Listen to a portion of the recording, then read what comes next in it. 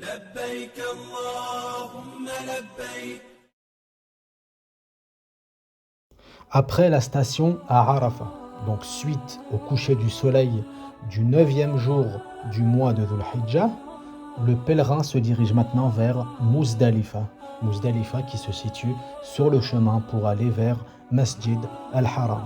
À Muzdalifa, le pèlerin veille la nuit à faire des prières, donc les prières de nuit, Qiyamul Layl, du dhikr, c'est-à-dire des évocations, et des invocations, c'est-à-dire des doigts. Le pèlerin va faire le Maghrib et Al-Aïcha à Muzdalifa.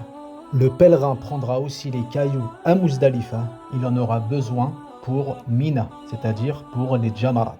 Ce qu'on appelle les Jamarat, c'est-à-dire les grandes stèles dans lesquelles on jette les cailloux.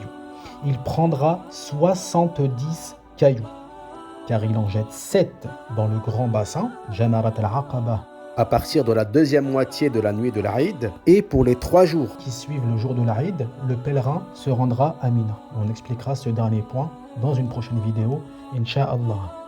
Donc après Muzdalifa, le pèlerin se rend à Mina à partir de la moitié de la nuit. Et il va se diriger vers Jamarat al-Aqaba. Donc Jamarat al-Aqaba, c'est le grand bassin qui se trouve à Mina. Et c'est le dernier d'entre eux. Il va jeter 7 cailloux et il veille à ce que les 7 cailloux tombent bien au fond du bassin. Et ensuite, le pèlerin va égorger le mouton.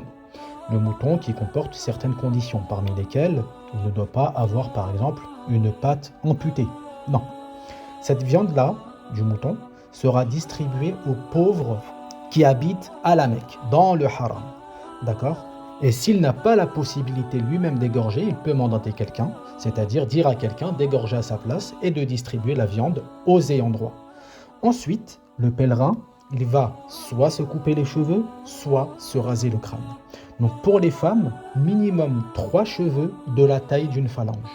Et pour l'homme, soit il se rase le crâne, soit il coupe 3 cheveux de la taille d'une phalange. Mais pour l'homme, c'est conseillé de se raser le crâne, contrairement à la femme pour qui c'est interdit. Et les cheveux coupés seront une lumière pour eux le jour du jugement.